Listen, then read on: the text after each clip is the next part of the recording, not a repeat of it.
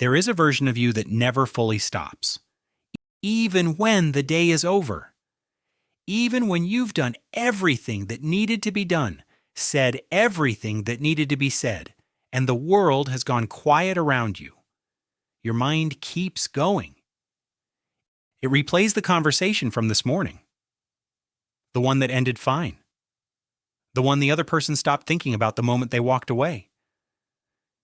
It starts building out a scenario that hasn't happened yet. Something next week. Something you haven't dealt with yet. Something that may never actually come to pass, but your brain wants to be ready for it just in case. It asks questions that have no real answers. Did I say that wrong? Should I have handled that differently? What are they thinking about me right now? What if this goes badly? And you lie there, exhausted, genuinely, deeply exhausted, wanting nothing more than to just stop thinking. And you can't. People call this overthinking. They say it like it's a simple habit, a quirk you could break if you just tried a little harder. You've probably been told to just stop thinking about it, as if you hadn't already tried that. As if the thought hadn't simply come back 30 seconds later, wearing a slightly different outfit. Here's what nobody explains to you. Overthinking isn't a thinking problem. It's a safety problem. Your brain never received the signal that it's safe to stop scanning. And until it does, no amount of willpower, positive thinking, or telling yourself to relax will make it stop. Understanding that changes everything about how you approach this. When your brain has nothing specific to focus on, it doesn't go quiet and blank. That's not what rest looks like from the inside of a nervous system. Instead, it activates something called the default mode network, a set of brain regions that switch on automatically whenever you're not engaged in a specific task. And one of that network's primary jobs is to simulate the future, to run through scenarios, to model outcomes, to predict what might go wrong before it does. This is not a design flaw. This is your brain doing exactly what it was built to do. The nervous system's deepest priority has never been your happiness. It has never been your peace of mind or your restful nights. Its primary job, the one it has been doing since long before conscious thought existed, is to keep you alive. And the way it does that is by staying one step ahead of danger, by running threat assessments even when there's no obvious threat in sight. For most people, this system operates at a low hum. It scans, finds nothing alarming, and stands down. Life feels basically manageable. But for some people, for people who grew up in environments where danger or disapproval or emotional upheaval could arrive without warning, the system was never told it could stand down. It kept the threat signal running, not at a hum, at a low roar. Not because something is wrong with those people, not because their brains are defective, but because at some point in some home, in some version of their childhood, staying alert was what kept them safe. The nervous system learned this is the level of vigilance required to survive this environment. And then it didn't get the update that the environment had changed. You grew up, you left. The original source of the threat may no longer even be present in your life, but the nervous system is still running on its old calibration, still scanning, still asking, is it safe yet? That's not overthinking. That's a nervous system that never got to come home. Here are 6 signs that what you've been calling overthinking is actually a nervous system that was never taught it was safe to rest. Sign 1. You replay conversations long after they're over. Not because you enjoy it, not because you choose to, but because your brain is running what functions as a post-event scan, going back over what happened, checking for threats that might have been missed in real time. It's looking for the thing that could still go wrong, the word that landed wrong, the impression you might have left, the thing that might come back around later. Other people forgot the conversation. You are still inside it hours later. Sign 2. You rehearse scenarios that almost never actually happen. You mentally run through difficult conversations before they occur. You prepare for arguments that don't materialize. You build detailed simulations of worst-case outcomes and walk through them step by step just in case. People say you worry too much. But what they don't understand is that this rehearsal felt like protection, like being prepared, like the responsible thing to do in a world where you couldn't afford to be caught off guard. Sign 3. You can't fully settle into the present. Even when things are objectively fine, even when the room is calm and no one is upset and there's nothing to fix, part of your mind hovers slightly outside of what's happening, monitoring the edges. Not quite fully here. This isn't ingratitude. It's a nervous system that learned that the moment you stop monitoring is precisely when things go sideways. Sign 4. Silence and stillness feel uncomfortable, not peaceful.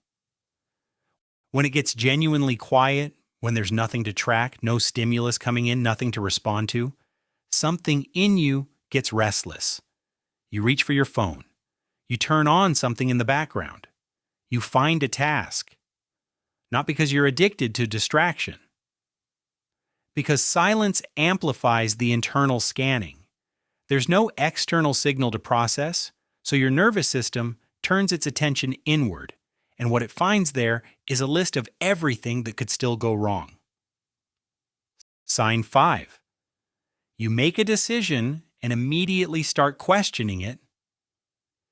You finally commit to something. And within hours, sometimes within minutes, you're running it back through your mind. Checking if it was right. Looking for the flaw. Wondering what you missed. This isn't indecisiveness. It's a nervous system that has been trained to believe that the moment you relax your guard is exactly when things fall apart. That certainty is a trap. That comfort means you've stopped paying attention. Sign 6. You are exhausted. But your mind will not stop. It's a specific kind of exhaustion. Not the kind that comes from physical effort. The kind that lives behind your eyes and in the weight of your thoughts and in the quality of your sleep. Because running constant threat assessment, processing every interaction, modeling every outcome, keeping all the variables in the air, is metabolically expensive. It costs you something real. And you feel that cost every single day, even on the days when nothing went wrong. So where does this come from? Why do some nervous systems stay calibrated this high while others don't? There are 3 roots that show up most consistently in people who live inside this pattern.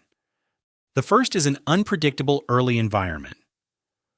When you grew up in a home where the emotional weather could shift without warning, where things could be completely fine and then suddenly, without obvious cause, not fine, your nervous system faced a specific problem. It couldn't predict when the danger was coming. And when danger is unpredictable, the only logical response is to never stop scanning, to always be ready, to never fully let your guard down, because you don't know which moment will be the one it turns. Predictability is safety. Unpredictability teaches the nervous system to stay on.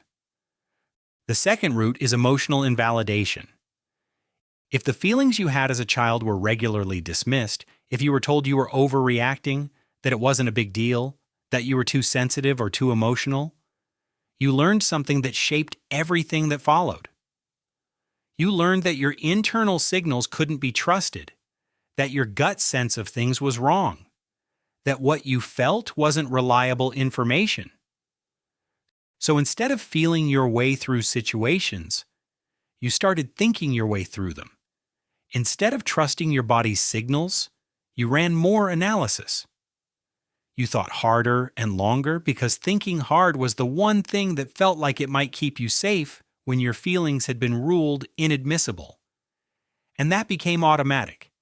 That became the pattern you carried into adulthood without realizing it was ever a choice. The third root is chronic low-level stress. Not always the dramatic kind, not always the obvious kind. Sometimes it's just the quality of the air in a house where tension was always slightly present, where approval felt earned, not given, where love came with conditions attached, even if no one ever said so out loud. That ongoing low hum of stress calibrates your nervous system's baseline higher than it would otherwise be. And a high baseline means your brain is always partway into threat mode, even in situations that don't warrant it, even in silence, even in safety. So what do you actually do with this?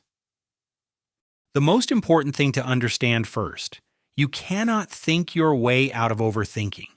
That feels counterintuitive, but stay with it. Overthinking isn't a thought problem. It's a nervous system problem, and the nervous system does not respond to logic or insight alone. You can understand everything there is to understand about why you do this, and still feel the scan running tonight. Understanding helps. But understanding alone is not the mechanism of change. The first principle is address the signal, not the thought. When you notice yourself spiraling, the instinct is to engage with the thought, to think it through, to reason it into submission, to solve it until it stops. But every time you engage with the thought as if it's the problem, you confirm to your nervous system that the threat is real and worth investigating. Instead, drop down. Notice what you're holding in your body. Jaw tight, breath shallow, shoulders up near your ears. The thought is the surface. The unresolved threat signal is underneath it. That's what needs attention. The second principle is use sensory input to communicate where you are. Grounding, touching something with texture, naming what you can see and hear right now, feeling the weight of your body in the chair, isn't just a distraction technique. It is a direct message to your nervous system. It says you are here, you are in this room, you are in this body, you are in this moment, not in the scenario you were modeling, not in the future that hasn't arrived yet. Here. The scanning intensifies when the nervous system doesn't know where it is in time. Sensory presence answers that question. The third principle is learn to distinguish thinking from threat scanning. Not everything that happens in your mind is overthinking. You have genuine intelligence, real analytical capacity, thoughts worth following. The distinction is whether the thought is building toward something or circling back on itself. Problem-solving moves forward even slowly. Threat scanning loops, the same question returning again, with no new information, no resolution, no endpoint in sight. When you notice the loop, when you recognize you're on the fourth pass through the same territory, that's not thinking, that's scanning. You can name it, and you can step out. The fourth principle is build a body of evidence that you are safe. Your nervous system doesn't update through insight, it updates through repeated experience. Telling yourself it's fine doesn't work because your nervous system has heard that before and didn't believe it. But small, repeated experiences of genuine rest, moments of stillness that end without disaster, moments of vulnerability that don't get punished, moments of letting go that turn out fine, these slowly recalibrate what safety feels like at a body level. This is slow work. It is not a quick fix. But it compounds in ways that nothing else quite does. Here is the reframe that matters most. Your mind is not broken. The brain that won't stop, the one that rehearses and replays and second guesses and scans, was built by someone who needed to stay one step ahead to survive. That is not a disorder, that is not a character flaw, that is intelligence deployed under survival conditions. You learned to think hard because thinking hard protected you. You learned to stay alert because alertness was the difference between being caught off guard and being ready. In the environment you were in, this was a reasonable adaptation. It was the intelligent response to the information you had. The problem isn't that you think too much. The problem is that the environment you developed this skill for is no longer the environment you're living in. Your brain is running old software in a new world. Software that was useful once and is now running in the background, consuming resources, solving problems that no longer exist in the same form. And the work isn't to punish yourself for it. The work isn't to force yourself to stop or to criticize yourself every time the scan kicks back on. The work is to slowly, patiently teach your nervous system that the level of vigilance it was trained for is no longer required, that you are allowed to not know what happens next, that you are allowed to let the future be uncertain without treating uncertainty as a threat. That rest is safe. That quiet is safe. That you, this version of you in your current life, are allowed to stop. That takes time. And it takes something you may not have been taught to extend to yourself, compassion. But it is possible, and it starts here with understanding that what you've been calling a flaw has always been a response. An understandable, intelligent, once necessary response to the world you were given. And responses, unlike flaws, can change. If this felt like an accurate description of someone you know very well, if any part of it was uncomfortably specific, you are not alone in this. More people than you would expect are living inside the same loop, calling it a character flaw, waiting for the day they finally get control of their own mind. On this channel, there's a video about why your body holds exhaustion that sleep doesn't fix. It connects directly to what we explored today. And there's more coming. Subscribe if you want to keep understanding yourself at this level. And if there's someone in your life who would recognize themselves in this, share it with them. Sometimes the most valuable thing you can give someone is the language for what they've been living with all along.